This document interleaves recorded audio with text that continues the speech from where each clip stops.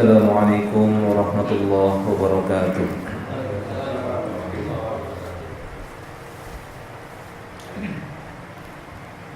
Innal hamdalillah nahmaduhu wa nasta'inuhu wa nastaghfiruh wa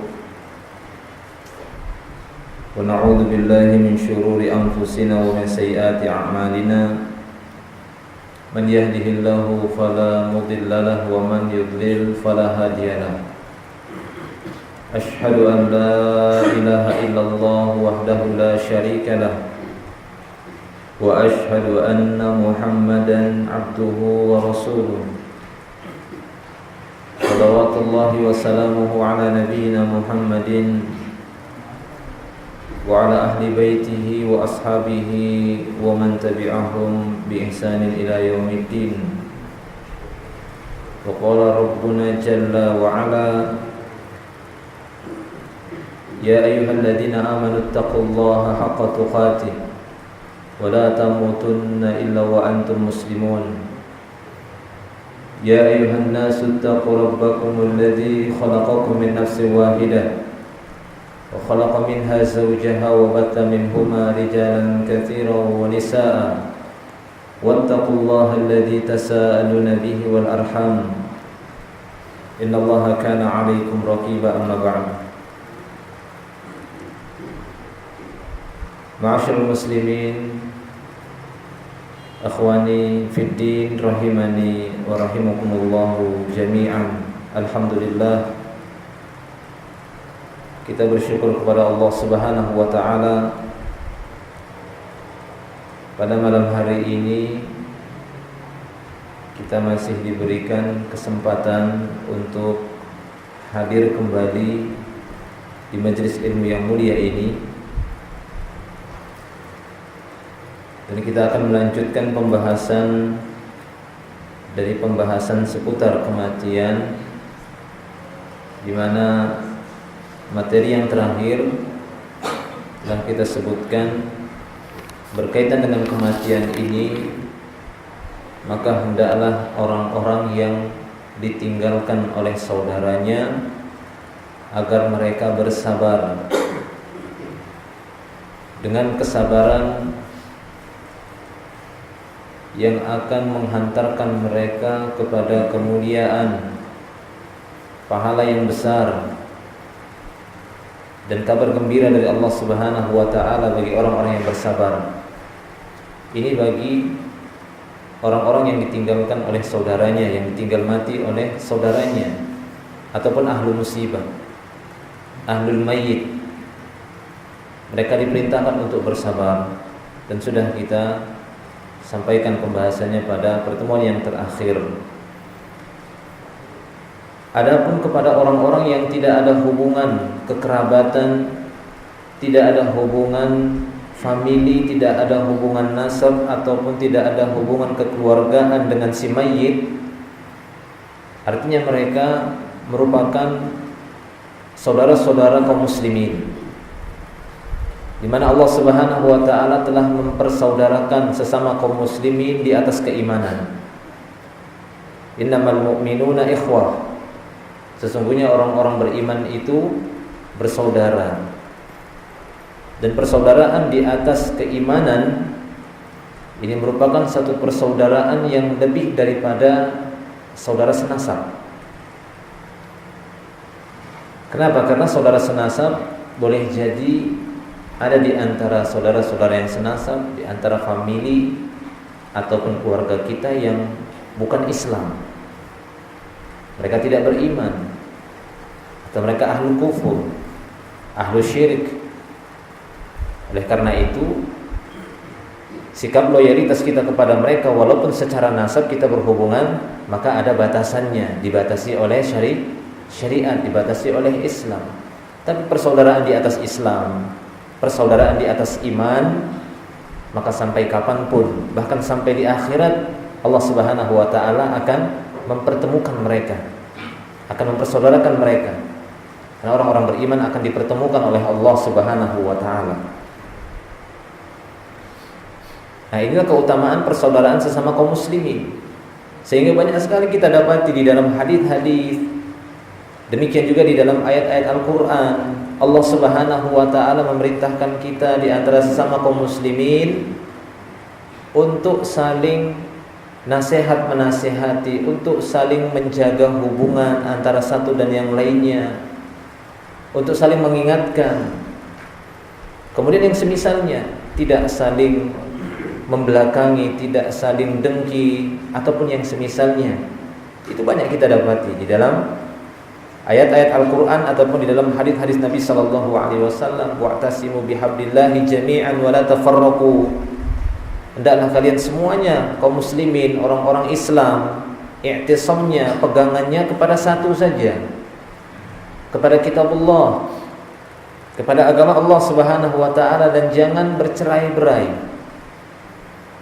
Ini akan menyebabkan kelemahan bagi kaum muslimin itu sendiri. Demikian juga Nabi Muhammad SAW melarang kita untuk saling dengki, saling hasad, saling membelakangi.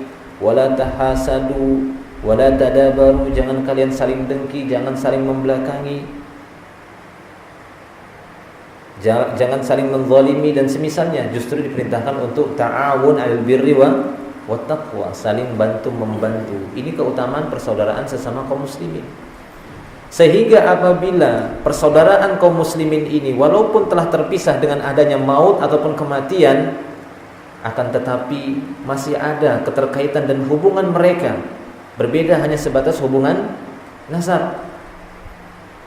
Dengan kekuatan iman tadi, walaupun ada yang meninggal, maka doa orang-orang yang masih hidup itu manfaatnya masih tetap bisa sampai kepada saudaranya sesama iman yang sudah meninggal. Itu akan tetap sampai. Walladzina ja'u min ba'dihim yaquluna rabbana ighfir lana wa li ikhwanina alladzina sabaquna bil iman wa la taj'al fi qulubina ghillan lil ladzina amanu rabbana innaka ra'ufur rahim.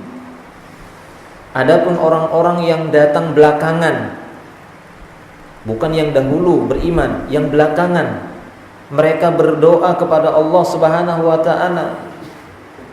Mereka meminta kepada Allah Subhanahu wa taala agar saudara-saudara mereka yang lebih dahulu beriman dari mereka supaya diampuni. Rabbana ighfir lana, wahai Rabb kami, ampuni dosa kami, wali ikhwanina, dan dosa ikhwan atau saudara-saudara kami yang telah mendahului kami, sabaquna bil iman, yang mendahului kami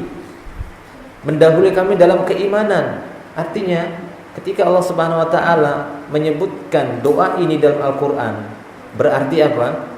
Sesama orang-orang beriman, sesama kaum muslimin, walaupun telah terpisah alamnya antara alam dunia dan di antara mereka ada yang di alam barzakh, akan tetapi doa mereka masih nyambung. Manfaat doa mereka memintakan ampunan kepada yang mati, bukan yang mati. Bukan yang di alam barzakh mintakan doa yang hidup. Karena mereka sudah terputus amalnya. Ya, amal mereka sudah terputus sehingga mereka tidak bisa berbuat.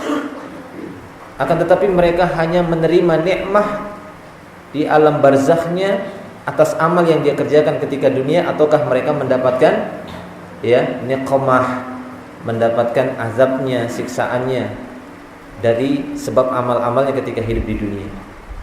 Sehingga apabila didapati sesama kaum muslimin ada yang meninggal dunia, walaupun tidak ada hubungan nasab, mereka bukan termasuk ahlul mayyit, namun mereka diperintahkan berbeda sama ahlul mayyit. Mereka diperintahkan apa? Bersabar. Tapi sesama kaum muslimin karena ini bukan saudaranya, apa perintahnya? Untuk menghibur mereka dengan istilah yang dikenal dengan ta'ziyah. Itulah yang akan sedikit kita bahas di sini, yaitu fadailut ta'ziyah, keutamaan ta'ziyah ini di dalam Islam, yang maknanya secara bahasa Indonesia adalah menghibur. Ta'ziyah bermakna tasliyah, yaitu menghibur saudaranya sesama kaum muslimin yang tertimpa musibah, yang menyebabkan kesedihan, menyebabkan mereka kehilangan ataupun yang semisalnya, yang mungkin membuat sedikit patah kehidupan mereka. Dan inilah di antara fungsinya antara sesama kaum muslimin memberikan nasihat kepada ahlu musibah, saudara-saudara kita yang terkena musibah, meninggal saudara mereka, kita berikan nasihat, kita hibur mereka agar mereka bisa bertahan di atas kesabaran, bukan terjerumus kepada pengingkaran ataupun kekufuran dengan tidak terima terhadap takdir Allah Subhanahu wa taala, maka dihibur, takziah. Yang intinya takziah ini, inti takziah ini tujuannya adalah untuk mempercepat hilangnya kesedihan mereka, supaya lebih cepat hilangnya kesedihan itu, tidak berlama-lama dengan kesedihan. Karena Islam bukanlah agama yang memerintahkan kita untuk berlama-lama bersedih, untuk berlama-lama bersedih. Islam adalah din ataupun agama yang memberikan hiburan, yang memberikan kabar gembira. Bahkan ketika Allah Subhanahu wa taala menyebutkan di dalam Al-Qur'an tentang hikmah diutusnya para rasul, apa tujuannya? Memberikan peringatan keras, mengabarkan tentang neraka atau surga duluan?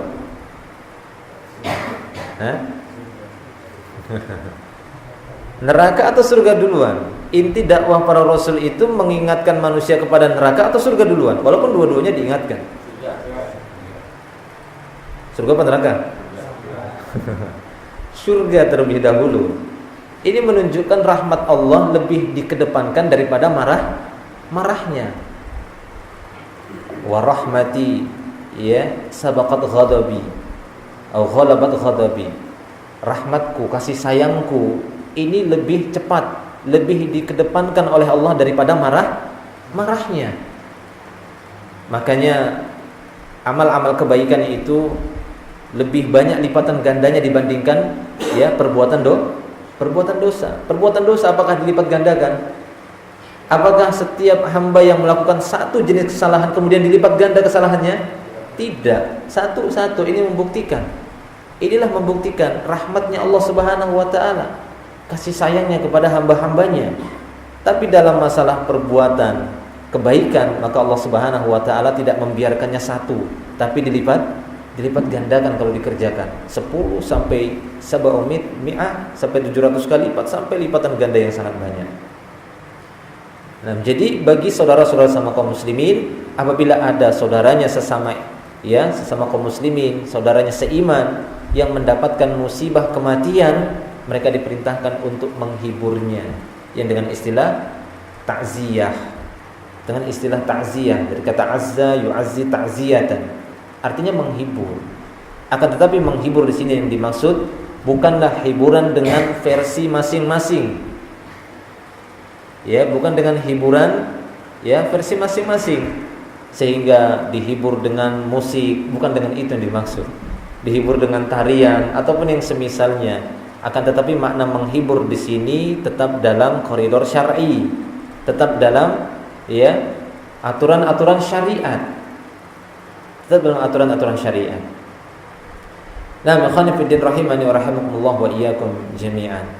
Kemudian yang perlu diperhatikan di sini di dalam memahami ataupun mengamalkan takziah ini, yang mana ini dianjurkan, bukan suatu perkara yang wajib kan begitu ya. Akan tetapi para ulama menyebutkan ini perkara yang mustahab. Sesama kaum muslimin, sesama orang-orang yang beriman, ketika mendapati saudaranya sama iman mendapatkan musibah kematian, mereka dianjurkan untuk menghibur mereka. Dan bentuk-bentuk hiburan di sini bermacam. Artinya tidak dibatasi dengan satu kalimat atau dengan satu perbuatan. Selama itu tidak melanggar kaidah-kaidah syariat, maka dipersilahkan. Tapi intinya bentuk penghiburan di sini yaitu dengan ucapan ataupun dengan perbuatan. Bagaimana menghibur ahlu musibah dengan ucapan? Dengan kalimat-kalimat yang menghibur, yang menjadikan jiwa mereka, hati mereka bertambah kuat dengan kalimat itu, bukan bertambah sedih ataupun bertambah panjang kesedihannya, ataupun bertambah pengingkarannya kepada Allah Subhanahu wa taala, bertambah tidak terima lagi. Dia datang kemudian mengatakan kepada saudara yang sedang bersedih, "Waduh, bagaimana kamu ini? siapa nanti yang biaya kamu ya? Ya tambah musik dia gitu ya. Bukan menghibur tapi justru dia menambah pikiran lagi. Kan selama ini dia membiayaimu. Bagaimana nanti anak-anak ini bisa gelandangan, gak sekolah? Aduh, jangan digitukan. Seharusnya diberikan hiburan. Katakan kepadanya, rezeki Allah Subhanahu wa ta'ala sangat luas. Allah tidak akan menyia-nyiakan hambanya yang beriman, atau kalimat yang semisalnya.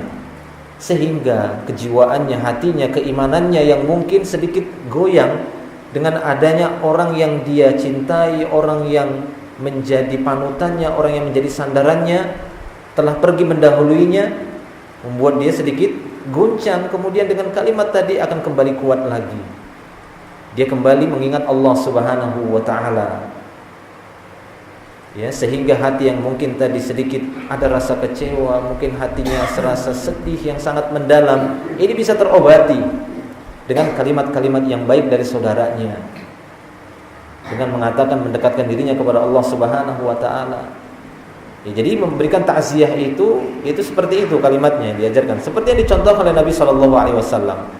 Ketika dikabarkan kepada Nabi sallallahu alaihi wasallam bahwasanya ya anak beliau, dikirimlah utusan kepada beliau bahwasanya anak beliau akan meninggal dunia yang masih bayi, anaknya Zainab. Ya, anak perempuannya, dia mengatakan namanya Umamah sebagian riwayat. Dikabarkan kepada Rasulullah bahwasanya dia sudah mau meninggal, sudah mau menjumpai saat-saat sakaratnya. Maka dikirimlah utusan agar beliau sallallahu alaihi wasallam mendatanginya dan melihat saat-saat terakhir anak tersebut. Maka Nabi sallallahu alaihi wasallam mengatakan kepada kurir tadi, utusan tadi, katakan kepadanya, walillahi ma akhadha walillahi ma a'ta wa kullu syai'in bi ajal musamman. Faltasbir wal tahtasib. Ini nasihat Rasulullah sallallahu alaihi wasallam, bentuk takziah. Ini namanya kalimah takziah. Beliau memberikan kalimah takziah. Jadi yang perlu kita pahami, yang namanya at-takziyah ini tidak bisa dibatasi cuma 3 hari. Ini salah. Maksudnya di sini salah paham. Ya. Sebagian besar kita dapati memahami takziah itu terjadi setelah kematian saja, ataupun dibatasi sampai 3 hari.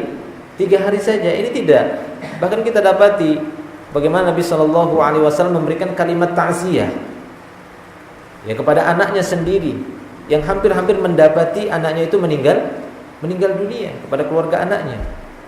Beliau mengatakan walillahi ma akhadha walillahi ma a'ta wa kullu syai'in bi ajalin musamma. Faltasbir wal tahtasib, kata Rasulullah.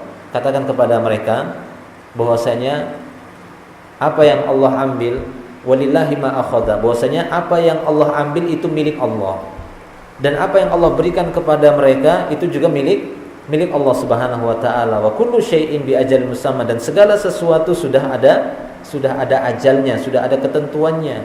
Hendaklah dia bersabar dan meminta pahala yang besar kepada Allah. Hendaklah dia sabar dan ihtisab. Itu takziah Rasulullah. Pergilah dari kurirnya menyampaikan itu kepada keluarganya. Setelah disampaikan, maka anaknya tadi mengutus kembali kurir tadi, berkata kepada Rasulullah, ya Rasulullah, ini benar-benar sudah saat-saatnya, sudah akhir-akhirnya ya Rasulullah, datanglah wahai Rasulullah. Maka beliau pun datang pada saat itu bersama beberapa orang para sahabat, di antaranya ada Ubay bin Ka'ab, Mu'adz bin Jabal, ya, dan yang lainnya. Ada Sa'ad di sana. Berangkatlah ke sana. Setelah sampai di sana, beliau mendapati anak bayi tersebut dalam keadaan sudah terengah-engah. Ya, kelihatan sudah sangat sesak nafasnya. Kemudian beliau pun diserahkan kepada beliau, ya, anak tersebut. Kemudian dalam pangkuan Rasulullah, sehingga meneteslah air mata Rasulullah sallallahu alaihi wasallam melihat bagaimana kondisi anak tersebut dalam keadaan sakaratul maut. Sudah, ya, sesak, hampir-hampir mau, ya, terlepas ruh itu dari badannya. Nah, sehingga meneteslah air mata Rasulullah sallallahu alaihi wasallam. Bahkan pada saat itu, ya, sebagian sahabat ataupun Sa'ad pada saat itu yang mendapati Rasulullah menangis, dia mengatakan, wahai Rasulullah, waqad nahaita 'anil buka. Wahai Rasulullah, bukankah engkau telah melarang untuk menangisi jenazah, untuk menangisi orang yang meninggal, akan meninggal dunia? Maka apa kata Nabi sallallahu alaihi wasallam? Beliau mengatakan, "Innama hadhihi rahmah yad'uhallahu fi qulubi may yasha'u min ibadihi." Justru ini adalah rasa kasih sayang yang telah Allah letakkan di dalam hati para hamba-hamba yang Dia kehendaki. Artinya apa? Kita kan sudah bahas tentang niyahah itu tidak diperbolehkan. Yang diperintahkan adalah bersabar, bukan berbuat niyahah. Nah, sebagian sahabat mendapati Rasulullah sallallahu alaihi wasallam meneteskan air mata ketika meninggalnya anak tersebut di pangkuan Rasulullah sallallahu alaihi wasallam. Beliau pun meneteskan air mata. Sehingga sebagian para sahabat memahami, loh kok Rasulullah sendiri berbuat niyahah, menangisi mayit. Maka Rasul mengatakan bukan. Kalau yang seperti ini belum masuk kepada niyahah. Justru inilah tanda kasih sayang yang telah Allah letakkan di dalam hati-hati hamba-hamba yang Dia kehendaki. Ini rasa kasih sayang. Sehingga Rasulullah mengatakan, ya innama yarhamuhullahu min ibadihi ruhama. Sesungguhnya Allah Subhanahu wa taala hanya merahmati dari hamba-hambanya yang penyayang. Jadi orang-orang yang penyayang akan disayang. Orang yang tidak memiliki rasa kasih sayang justru tidak akan disayang oleh Allah Subhanahu wa taala. Nah, demikian ikhwan fillah rahimani wa rahimakumullah wa iyyakum jami'an. Ini bentuk takziah, hiburan dengan ucapan seperti yang dicontohkan oleh Nabi sallallahu alaihi wasallam ataupun dengan kalimat yang semisalnya. Yaitu kalimat-kalimat yang bisa menguatkan saudara kita, menguatkan keimanannya, membangkitkan semangatnya kembali untuk bertakwa kepada Allah Subhanahu wa taala, untuk bertawakal kepada Allah Subhanahu wa taala. Karena biasanya orang yang terkena musibah kematian seperti ini, keluarganya itu akan sedikit goyang tawakalnya. Apalagi yang meninggal itu adalah orang-orang yang mungkin selama ini banyak memberikan bantuan ataupun biaya ataupun merupakan tulang punggung mereka dan yang semisalnya. Sehingga rasa tawakal mereka seakan-akan sudah mulai menipis. Padahal yang memberi rezeki mereka selama ini adalah Allah Subhanahu wa taala. Tapi demikian ikhwan fillah rahimani wa rahimakumullah wa iyyakum jami'an. Maka barang siapa yang mengucapkan ataupun menghibur, melakukan takziah kepada saudara-saudaranya seiman yang mendapatkan musibah, ya niscaya dia akan mendapatkan pahala di sisi Allah Subhanahu wa taala karena menggembirakan, memberikan rasa gembira kepada sesama kaum muslimin. Ini merupakan perkara yang diperintahkan dan akan mendapatkan pahala. Nah, demikian juga memberikan takziah itu bisa dengan perbuatan. Ya, dengan ucapan dan dengan perbuatan. Bagaimana caranya dengan perbuatan? Ya, dengan perbuatan artinya melakukan sesuatu yang bisa menguatkan saudara kita tadi, yang bisa menguatkan keimanannya, bisa menambah kekuatan hatinya dan kejiwaannya, rasa tawakalnya kepada Allah Subhanahu wa taala. Menanamkan satu pemahaman dengan perbuatan kita bahwasanya kamu tidak sendiri walaupun kamu sudah ditinggal mati oleh keluargamu, kamu tidak sendiri. Engkau masih memiliki kami sesama kaum saudara-saudara sama kaum muslimin. Ya, jangan telantarkan dia, jangan biarkan dia ya kemudian tidak memperdulikannya. Maka dengan perbuatan kita menunjukkan bahwasanya kita bersaudara dengan dia walaupun tidak senasab, akan tapi dengan saudara keimanan. Dengan cara apa? Dengan cara bagaimana? Ya seperti yang dicontohkan oleh Nabi sallallahu alaihi wasallam ketika Ja'far radhiyallahu anhu meninggal dunia. Ya, salah seorang sahabat dan masih keluarganya Nabi sallallahu alaihi wasallam. Maka ketika Ja'far meninggal dunia dengan sebab ya perang Mu'tah pada saat itu, ya ketika Ja'far meninggal dunia, Rasulullah mengatakan kepada orang-orang ya untuk membuatkan makanan kepada keluarga Ja'far. Ya, ij'alu li ali Ja'far ta'aman faqad atahum amrun yushghiluhum aw atahum ma yushghiluhum. Rawahu Ibnu Majah. Nabi sallallahu alaihi wasallam mengatakan ketika ya lamma ja'a na'yu Ja'far hina qutila, ketika datang berita kematian tentang wafatnya Ja'far radhiyallahu anhu, maka Nabi sallallahu alaihi wasallam mengatakan kepada kaum muslimin, bukan kepada keluarga Ja'far, tapi kepada kaum muslimin, saudara-saudara sesama kaum muslimin dan sesama orang-orang beriman. Rasul mengatakan ij'alu li ali Ja'far ta'aman, buatkan untuk keluarga Ja'far itu makanan. Ya, berikan dia makanan ataupun yang semisalnya, hadiah dan yang semisal yang bisa menghibur mereka. Inilah dia bentuk takziah dengan perbuatan. Kenapa demikian? Faqad atahum amrun yushghiluhum aw atahum ma yushghiluhum, karena mereka tertimpa satu perkara yang membuat mereka sibuk, membuat mereka bingung. Ya, dan yang semisalnya, telah datang perkara yang menyibukkan mereka. Ya, mereka disibukkan dengan ini itu dan semisalnya. Tidak seperti orang yang dalam keadaan normal. Nah, demikian. Jadi ini merupakan satu bentuk perbuatan takziah dengan ucapan ataupun dengan perbuatan, dengan memberikan hadiah, memberikan makanan kepada mereka karena mungkin mereka tidak sempat untuk memikirkan makanan, kita berikan hadiah. Dan ini akan menghibur mereka. Mereka merasa bahwasanya mereka memiliki teman-teman ataupun saudara-saudara walaupun tidak satu keluarga. Sehingga ini akan menguatkan mereka. Ya, ini akan menguatkan mereka dan menyebabkan mereka bisa bersabar, kemudian menerima lapang dada dengan ketentuan dari Allah Subhanahu wa taala. Nah, demikian ikhwan fillah rahimani wa rahimakumullah wa iyyakum jami'an. Jadi ini takziah ini tidak dibatasi hanya pada sampai hari ketiga saja. Ini boleh, bahkan lewat dari hari ketiga juga boleh, silahkan. Lalu apa kaitannya dengan batasan sampai hari ketiga kematian? Ini berlaku pada ahlul mayit ataupun ahlu musibah. Karena sesungguhnya yang layak dan lebih pantas untuk bersedih adalah keluarga-keluarga mereka yang senasab, kan ini biasanya yang bersedih. Kalau yang tidak sekeluarga itu kan mungkin ikatannya agak kurang kan begitu ya, walaupun tetap rasa sedih itu ada, tapi kebiasaan yang bersedih itu adalah dari kalangan keluarganya.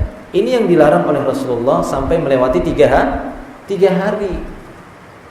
Sehingga Rasulullah SAW setelah 3 hari masih mendapati keluarga Ja'far itu bersedih, beliau SAW mengatakan, la tabku ala akhi ba'dal yaum, kata Rasulullah. Tidak boleh lagi yang namanya menangis setelah hari ini terhadap saudaraku. Jangan nangis lagi. Setelah 3 hari nggak boleh lagi bersedih. Berkabungnya hanya sampai 3 hari. Kecuali apa? Kecuali seorang istri yang ditinggal mati oleh suami, maka masa berkabungnya sampai berapa? Sampai setahun. Kalau dulu syariat dulu setahun, ya, setahun masa ihdatnya kan gitu ya, masa berkabungnya. Ya, artinya tidak boleh berdandan, tidak boleh sering-sering keluar rumah gitu ya, harus dalam rumah memperlihatkan sedihnya. Itu 4 bulan 10 hari. Tidak boleh berdandan, tidak boleh ini. Setelah itu baru nanti boleh nikah lagi, gitu. Adapun dulu syariat terdahulu seperti yang diceritakan oleh Nabi, kaum wanita terdahulu masa iddahnya ataupun masa berkabungnya ketika suaminya meninggal dunia, maka masanya itu masa berkabungnya setahun. Itu dulu setahun. Dan itu pun caranya adalah dengan cara dimasukkan ke dalam kandang. Dimasukkan ke dalam kandang itu, ruangan sendiri seperti penjara seperti itu. Seperti yang disebutkan dalam hadis. Kemudian dimasukkan kotoran-kotoran atau tai dia di situ, sehingga memang tidak ada yang selera sama dia, sebagai satu bentuk atau ungkapan rasa berkabung. Nanti setahun baru boleh dikeluarkan, jadi makan di situ. Ini kan gitu ya. Jadi seperti itu. Jadi kita sudah diringankan. Wanita-wanita kaum muslimin cuma 4 bulan 10 hari saja. Jadi tahan, kecuali laki-laki kan gitu ya, kalau ditinggal mati istrinya nggak ada. Demikian ya, ikhwan fillah rahimani wa rahimakumullah wa iyyakum jami'an. Jadi itu yang dilarang oleh Nabi sallallahu alaihi wasallam adalah bersedihnya dari ahlu musibah, ahlul mayit itu tidak boleh lebih dari 3 hari. Adapun bagi orang-orang lain, bagi saudara-saudaranya yang lain, ikhwan-ikhwannya, maka boleh bertakziah sebelum kematian ataupun setelah kematian atau setelah 3 hari, karena intinya adalah menghibur mereka, menghibur saudara kita yang mendapatkan musibah, menghibur mereka, takziah. Ataupun ketika mendapati saudara-saudara kita yang ada keluarganya sudah sakit parah gitu ya, kemudian kita datang memberikan takziah, hiburan supaya mereka bersabar, supaya kuat kesabaran mereka, supaya mereka tidak berputus asa dengan pertolongan dan dengan rahmat Allah Subhanahu wa taala dan dengan balasan dari musibah itu besar, ataupun yang semisalnya kita hibur dia. Nah, demikian. Taib khana fiddin rahimani wa rahimakumullah wa iyyakum jami'an.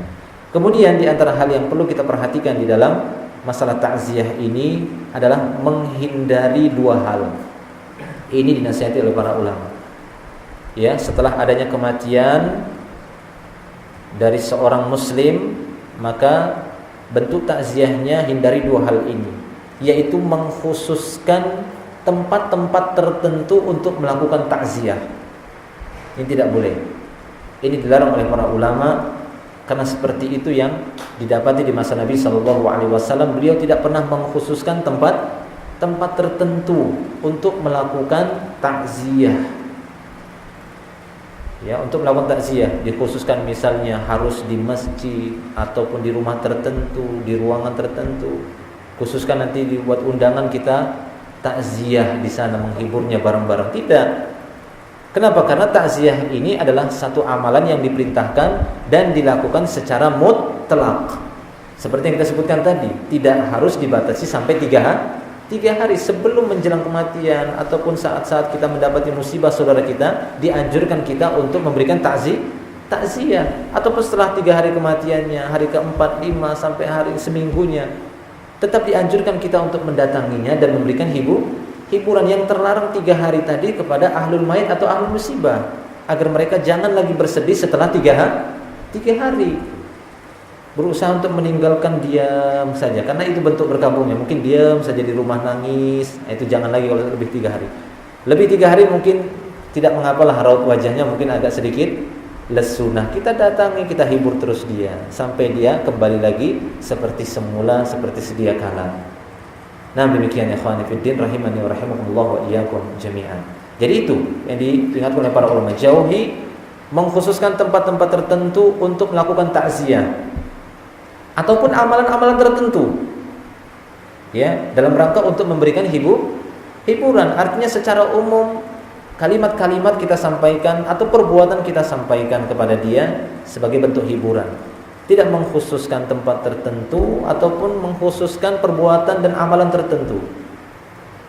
Ya, dengan mendatanginya baca Quran bareng di rumahnya ataupun di tempat-tempat tertentu. Ini bukan satu anjuran atau bukan satu tata cara yang diajarkan oleh Nabi SAW. Pernahkah kita dapati di masa Rasulullah? Apakah di masa Rasulullah itu nggak ada yang meninggal kaum muslimin?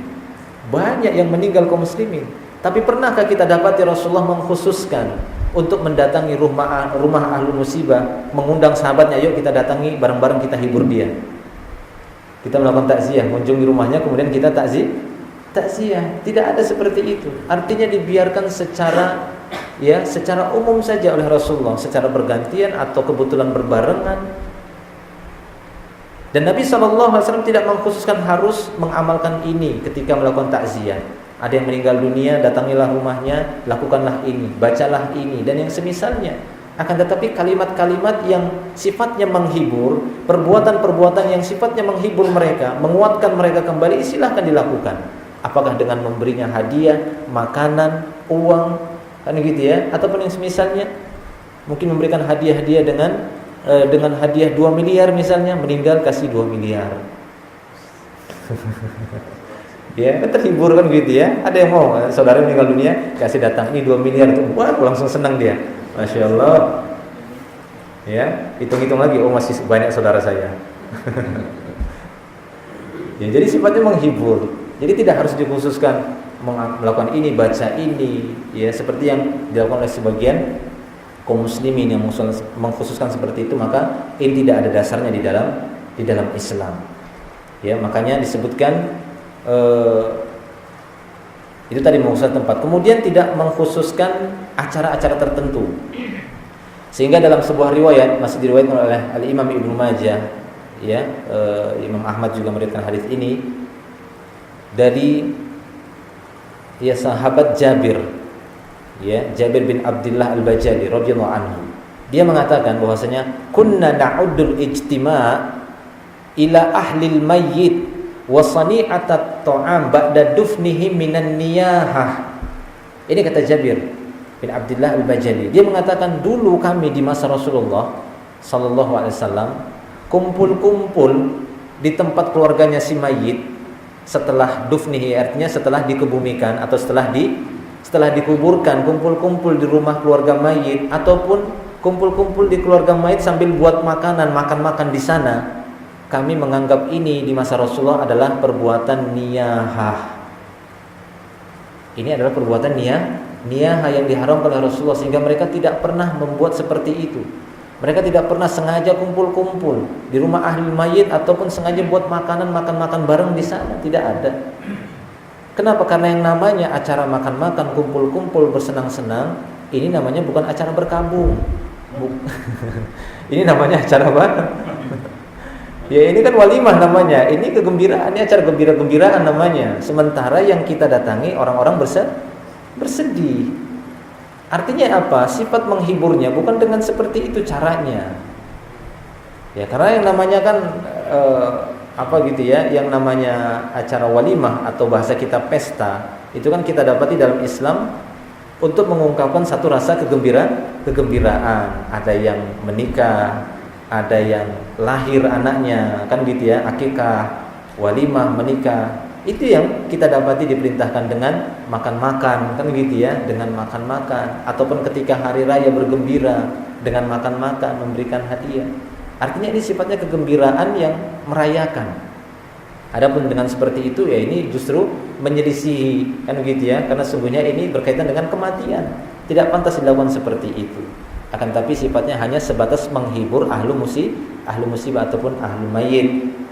Oleh karena itu riwayat dari Jabir tadi menyebutkan, kami menganggap di masa Rasulullah kumpul-kumpul di keluarga mayit setelah dikebumikan ataupun buatkan makanan. Oleh karena itu yang diperintahkan, yang diluruskan oleh para ulama bahwasanya sabda Nabi SAW ketika beliau mengatakan kepada keluarga Ja'far, ija'alu atau isna'u li ali Ja'far to'aman, buatkan makanan untuk keluarga Ja'far. Rasulullah tidak mengatakan buat makanan kita nanti makan-makan di rumah Ja'far, tapi buatkan makanan untuk mereka karena mereka nggak mikir makanan lagi, sehingga harus ada yang ya membantu mereka supaya ada yang memenuhi kebutuhan mereka, dikasih makan paginya, siangnya, ataupun dikasih uang, dikasih hadiah dan semisalnya, dikasih uang kan gitu ya, ratusan juta atau miliaran, terhibur mereka. Ya bukan sengaja dengan membuat acara seperti itu. Ini yang ya dilarang, karena kita dapati hal tersebut ya bukan termasuk anjuran di dalam Islam, apalagi mengkhususkan pada malam-malam tersebut setelah meninggalnya, mengkhususkan untuk membaca ayat-ayat tertentu, surat-surat tertentu, doa-doa tertentu dan berkumpul di sana. Maka kita katakan tidak pernah seperti ini didapati di masa Rasulullah. Padahal mungkinkah Rasulullah sanggupkah Rasulullah berbuat demikian? Sanggup saja, kan gitu ya, dan memungkinkan saja. Tapi kenapa tidak dilakukan? Karena memang tidak ada wahyu, enggak ada wahyunya. Tidak ada wahyu seperti itu turun kepada Rasulullah, makanya tidak beliau lakukan. Akan tetapi kalau namanya memungkinkan, ya mungkin saja beliau melakukan seperti itu.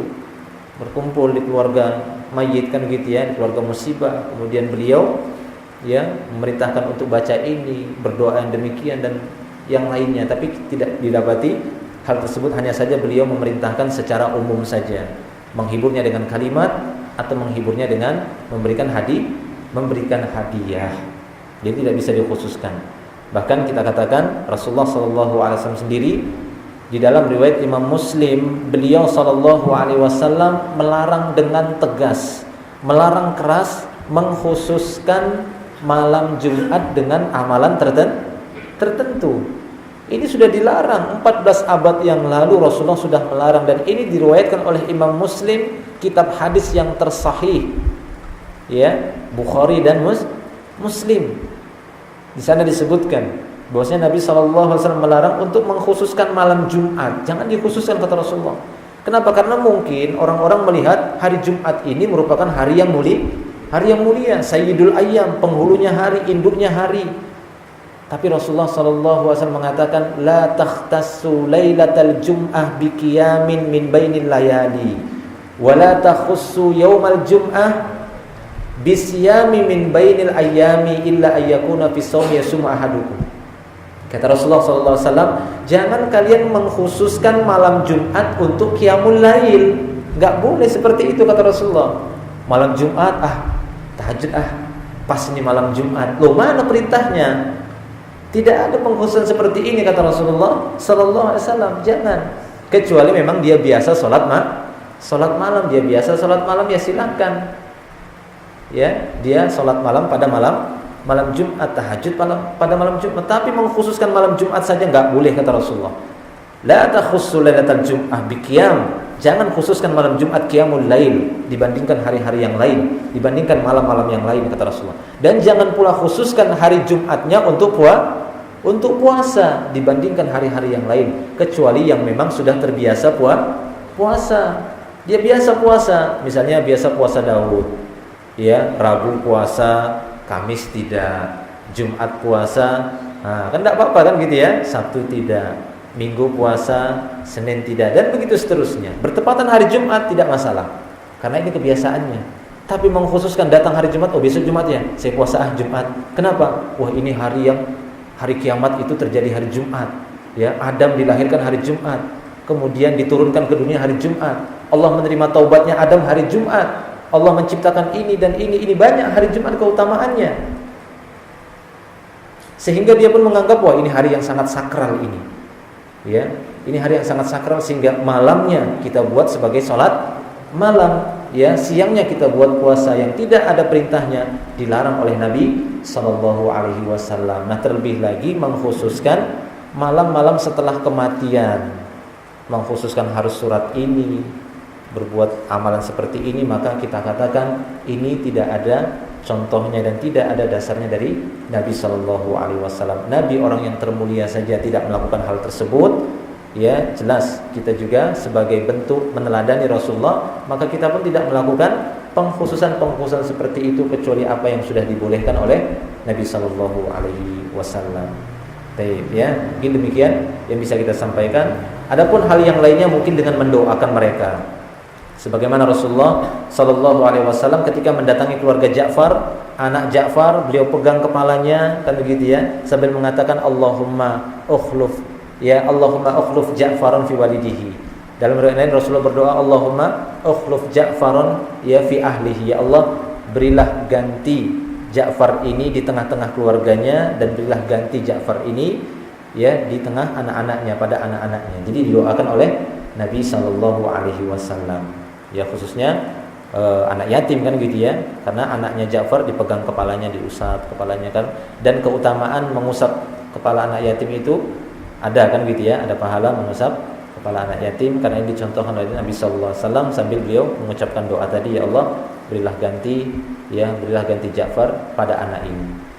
Nah, mungkin itu yang bisa kita sampaikan sebagai tata cara bertakziah ataupun keutamaan takziah ini sangat besar, karena ini merupakan satu bentuk ta'awun antara sesama kaum muslimin, bantu membantu, tolong menolong di antara sesama kaum muslimin. Wallahu a'lam bishawab. Mungkin ini yang bisa kita sampaikan. Ada yang bertanya silahkan sebelum kita akhir insyaallah. Ya, silahkan. Pengurusan tadi bagaimana dengan surah Al-Kahfi yang ada banyak dibaca setiap malam Jumat? Iya. Bagaimana dengan amalan-amalan yang kita dapati dikhususkan seperti membaca surat Al-Kahfi pada hari Jumat? Ya, kita katakan inilah yang boleh dikerjakan. Ya, hal yang seperti ini yang boleh dikerjakan, yang dianjurkan, karena jelas ada dasarnya, ada perintahnya, ada wahyunya. Mengkhususkan hari Jumat, yang dikatakan hari Jumat itu yaitu dimulai dari malam Jumatnya. Hari Kamis kan gitu ya, matahari tenggelam di sebelah barat, maka selesailah hari Kamis. Kan gitu ya, maka masuklah dia namanya hari Jumat. Ya, sehingga sebagian para ulama mengatakan bahwasanya awal hari itu adalah malam. Oleh karena itu kita dapati dalam beberapa ayat Allah lebih mendahulukan malam, wal lail wan nahar gitu ya, lail nahar. Karena malam itu memang awalnya, tenggelam matahari ya habis harinya Kamis. Kamis itu selesai, yang mulai awal hari Jumat itu ya sudah boleh mengerjakan sunnah-sunnah tadi, membaca surat Al-Kahfi. Sampai kapan? Sampai hari Jumat besoknya, sampai tenggelam matahari pada hari Jumat. Itu dia batasan namanya hari Jumat. Ya kalau ada dasarnya seperti ini enggak masalah. kan gitu ya, membaca surat Al-Kahfi atau membaca surat As-Sajadah pada sholat subuh hari Jumat. Ya, cuma yang perlu kita pilih di sini, kita harus mengetahui kekuatan dalilnya supaya kita jangan mengerjakan sesuatu yang itu tidak kuat sunnahnya. Sebenarnya sunnah yang biasa saja gitu ya, bukan yang muakkadah. Jadi kita harus benar-benar bisa memilah. Ada sebagian yang kita dapati benar-benar membaca surat As-Sajadah itu pada hari Jumat subuh benar-benar dirutinkan terus. Kita tidak mengatakan ini bid'ah, tidak. Dan tidak kita katakan sholatnya tidak sah, sah saja. Akan tetapi kurang tepat di dalam melihat dalil. Kenapa? Karena sesungguhnya ya hal tersebut kan harus kita lihat. Ada yang namanya qaul, ada fi'il, ada takrir, istilah dalam ilmu hadis. Ketika untuk meneliti hadis sehingga bisa disimpulkan kekuatan hukumnya. Ada ucapan Nabi. Jika kita dapati ada satu amalan kemudian Nabi mengucapkannya, maka ini jelas pengkhususan untuk kita dan boleh dirutinkan. Tapi kalau sebatas perbuatan Nabi, nah ini harus dipilih kan gitu ya. Ini harus selektif dalam melakukannya. Kalau sebatas perbuatan kan gitu ya, sebatas berbuat. Artinya didapati bahwasanya beliau tidak pernah memerintahkan bacalah surat As-Sajadah pada hari Jumat subuh. Kalau tidak didapati seperti ini, lalu apa dalilnya? Beliau hanya berbuat saja. Dan itu pun tidak didapati sahabat mengatakan beliau membaca surat As-Sajadah setiap hari Jumat pada salat subuh. Enggak ada seperti itu. Cuma pernah. Nah, maka kita lakukan seperti apa yang dilakukan oleh Rasulullah. Itulah namanya meneladani. Nah, kan gitu ya. Itulah namanya meneladani. Kecuali pada perkara-perkara yang kita dibebaskan dalam masalah itu. Seperti apa? Seperti makan, kan gitu ya. Ini kan hal yang dibebaskan. Yang kita maksud dibebaskan di sini ya, misalnya apa? Rasulullah itu memakan apa gitu ya, roti. Apakah kita harus roti terus kita makan kan? Bukan itu yang memahaminya. Tapi Rasulullah makan dengan tangan kanan. Kenapa? Karena kita dapati Rasulullah mengancamnya. Jangan makan dengan tangan kiri. Fa inna syaitan ya'kulu bisimali. Karena syaitan itu makan dengan tangan kiri. Nah, ini tidak bisa toleransi. Ada yang memang kita diberikan kelapangan, ada yang tidak. Nah, ini selektif kita dalam memilih dalil seperti itu supaya tepat dia dikatakan sunnah, mengikuti sunnah. Karena kita dapati ada sebagian orang itu ada mengatakan bahwasanya kita harus mengikuti sunnah. Kenapa mereka naik haji nggak naik onta kan gitu ya? Kenapa naik haji harus naik pesawat? Kenapa nggak naik onta saja? Ya kita katakan bahwasanya memahami sunnah itu tidak ya sekolot seperti itu kan gitu ya, jumut seperti itu gitu ya. Jadi ada hal-hal yang kita diberikan kelapangan, tapi ada memang nggak ada toleransi di sana. Artinya benar-benar harus kita ikuti Nabi SAW. Kan gitu ya, seperti makan apapun terserah. Kalau beliau misalnya suka makan dengan daging yang dicampur cuka ataupun makan roti pakai kuah kan gitu ya, kuah ininya. Kemudian kalau begitu nggak boleh kita makan nasi, nggak ada sunnahnya makan nasi. Kan bukan seperti itu ya memahaminya. Baik. Ya, semoga bisa dipahami. Jadi membaca surah Al-Kahfi tadi ya jelas itu ada kan gitu ya, dan itu boleh dirutinkan karena memang beliau yang memerintahkan kan gitu ya. Namanya ada ucapan, ada perbuatan, ada takrir. Takrir itu Rasulullah diam saja. Ada yang berbuat demikian, Rasulullah diam. Diamnya Rasulullah ini hukum namanya.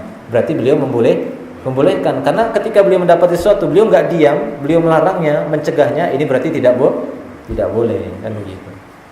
Seperti Rasulullah SAW mendapati seorang yang memakai cincin dari emas, beliau enggak mendiamkannya, beliau langsung pegang tangannya, ambil cincinnya, dilempar.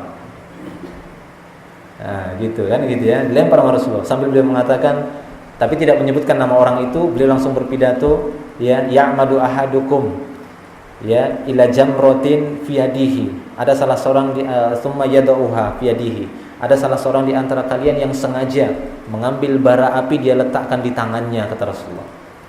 Nah, ini artinya bukan takrir lagi, tapi suatu pengingkaran dari Rasulullah bahwasanya hukumnya ini tidak boleh. Nah, demikian ya. Jadi dalam supaya memahami sunnah itu tepat gitu ya. Jadi jangan salah paham seperti yang dikatakan oleh sebagian orang, berarti naik haji harus naik onta gitu loh, harus pakai onta. Bukan kan gitu ya. Artinya sudah ada syarat-syarat sahnya haji. Itu bukan disyaratkan oleh Rasulullah. Barang siapa yang naik haji nggak pakai onta nggak sah hajinya, nggak ada.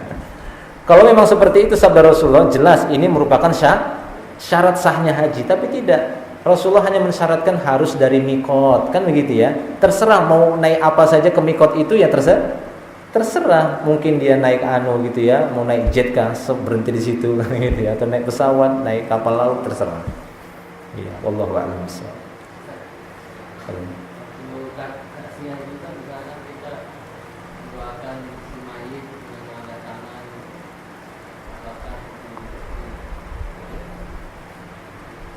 Iya. Bagaimana berdoa dengan mengangkat kedua tangan? Justru inilah merupakan perintah doa secara keumuman dengan mengangkat kedua tangan. Jadi segala bentuk perintah doa itu pada hukum asalnya didapati mengangkat kedua tangan, kecuali memang doa-doa tersebut masuk kepada zikir saja. Ada dia yang lafaznya doa, tapi yang dimaksud ini hanyalah sebatas zikir lisan. Seperti apa? Seperti doa-doa dalam aktivitas kita. Doa masuk kamar mandi, keluar kamar mandi, itu kan tidak perlu angkat tangan gitu ya. Cukup dengan zikir bil lisan gitu ya, zikir lisan saja, ucapan walaupun dia ucapannya seperti doa. Tapi yang namanya doa bermunajat meminta kepada Allah secara umum itu dengan mengangkat kedua tangan ya boleh saja. Ya, cuma yang diingatkan oleh para ulama yaitu tidak adanya doa secara berjamaah. Karena di masa Rasulullah beliau hanya mengajarkan doa berjamaah itu pada dua kondisi kalau saya tidak keliru. Kalau kita ingin menggabungkan seluruh perbuatan Nabi, beliau pernah melakukan doa berjamaah cuma 2 kali. Ya, pada 2 amal, yaitu pada doa kunut. Ya, pada doa kunut, apakah itu kunut witir dan kunut nazilah. Ya, kunut witir yaitu pada salat witir. Nah, maka di situ berjamaah pada saat itu, mengangkat tangan jemaahnya, makmumnya sambil mengaminkan. Itu yang pertama. Yang kedua pada saat sholat istisqa, doa minta hujan. Ya, pada saat doa minta hujan didapati para sahabat mengangkat tangannya berjamaah sambil mengucapkan amin. Karena doa istisqanya Rasulullah itu pada beberapa kondisi. Pernah Rasulullah menggabungkan. Jadi bedakan antara sholat istisqa dengan doa istisqa, paham ya? Doa istisqa boleh tanpa sholat, boleh. Ya, doa istisqa, doa minta hujan ini boleh tanpa harus sholat istisqa. Kalau sholat istisqa yaitu tadi di lapangan kan gitu ya, dengan ada tata caranya membalikkan sorbannya ataupun jubahnya, nah seperti itu. Kemudian nanti juga diiringi dengan doa istisqa. Tapi boleh doa istisqa tanpa sholat. Dan ini pernah beliau praktekkan ketika beliau berkhutbah pada hari Jumat. Namun ini tidak dilakukan oleh Rasulullah terus menerus. Karena pada saat itu ketika Rasulullah berkhutbah, ada seorang datang, ya Rasulullah, ya bahwasanya terjadi kekeringan, hujan tidak turun, banyak hewan-hewan yang mati, tumbuhan-tumbuhan banyak yang mati. Berdoalah kepada Allah supaya diturunkan hujan. Maka Rasulullah langsung mengangkat tangannya tinggi-tinggi saat khutbah Jumat, meminta supaya hujan. Maka para sahabat pada saat itu melihat di awan-awan itu, ya di langit kami melihat awan hitam itu bergerak di atas kami dan turunlah hujan. Subhanallah. Ini namanya doa istisqa, mengangkat tangannya. Sehingga sebagian orang menganggap bahwasanya pada khutbah Jumat berdoanya khotib itu begini, padahal tidak. Hukum asalnya khotib itu berdoa begini tangannya, karena Rasulullah itu begini doanya waktu khutbah. Itu beliau lakukan ketika ada yang meminta supaya beliau berdoa, meminta hujan diturunkan. Karena itu cuma sekali saja. Walaupun Jumat berikutnya orang tadi datang lagi, Rasulullah, kenapa? Ya, kampung-kampung kami banyak yang mati, hewannya banyak. Kenapa? Ya hujan terus ternyata dari Jumat kemarin. Mintalah kepada Allah supaya hujan diberhentikan. Rasulullah angkat tangan lagi, berdoa kepada Allah supaya hujan dihentikan. Maka Anas bin Malik dan sahabat yang lain mengatakan, kami melihat awan-awan itu bergerak kemudian ke gunung-gunung, ke bukit-bukit, dan teranglah pada saat itu di atas kami. Sehingga inilah yang disalahpahami sebagian dari pawang hujan, bahwasanya mereka mengatakan Rasulullah adalah pawang hujan pertama. Wah, enak aja. Iya, saya baca artikel itu, pelopor pawang hujan pertama itu Rasulullah katanya, karena hadis ini. Bukan, namanya meminta ya silahkan, tergantung Allah mengabulkan ataupun tidak, kan begitu ya. Ini mustajabnya doa Rasulullah SAW. Jadi intinya boleh saja kita berdoa mengangkat kedua tangan. Yang tidak ada itu doa berjamaah, kan begitu ya. Adapun doa berjamaah yaitu tadi pada dua kondisi yang kita dapat di masa Rasulullah, pada saat doa kunut ataupun doa istisqa. Rasulullah pada waktu berdoa gini ya sahabat amin begitu, mengangkat tangannya juga. Tapi selain itu nggak pernah Rasulullah sallallahu alaihi wasallam berdoa kemudian para sahabatnya ikut mengangkat tangan. Nah, terkadang memang dilema juga bagi kita. Seperti saya pribadi kan gitu ya. Terkadang mungkin bertakziah ataupun ikut menyelenggarakan jenazah, kadang saya berdoa, orang-orang ikut amin, padahal saya nggak minta itu. Ini hukum asalnya, saya berniat untuk doa sendiri, yang keliru mereka salah di dalam memahaminya, kan gitu ya, mereka salah memahaminya. Rasulullah juga pernah diundang makan di satu rumah kan gitu ya, kemudian mereka minta ya Rasulullah doakanlah kami. Maka Rasulullah mendoakannya, Allahumma, tapi tidak didapati mereka ngangkat tangan juga, amin, enggak pernah. Rasulullah sendiri yang berdoa. Begitu tata caranya. Iya, Allah alam. Walaupun terkadang itu dilema kan begitu bagi kita ketika Ustaz mintakan doa katanya. Kita sebenarnya ingin berdoa mendoakan mereka gitu ya, sendiri seharusnya. Yang lainnya sudah diam saja kan gitu ya.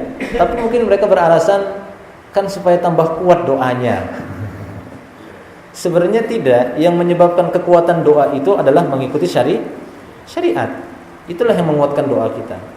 Apa yang diperintahkan syariat untuk menguatkan doa? Ya ada kan gitu ya, mengangkat kedua tangan, menyebut asmaul husna kan gitu ya.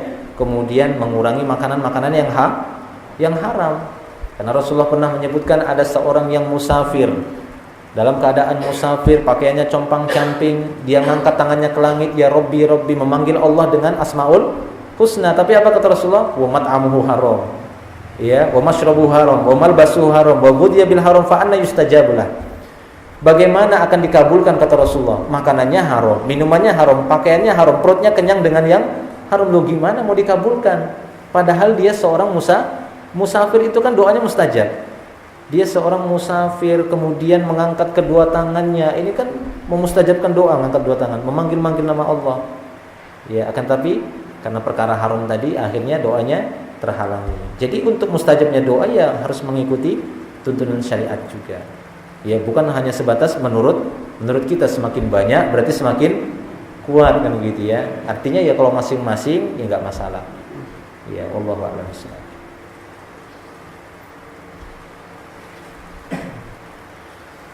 Ada lagi mungkin? Tercukup ya? Sudah masuk waktunya. Ya ini saja yang bisa kita sampaikan.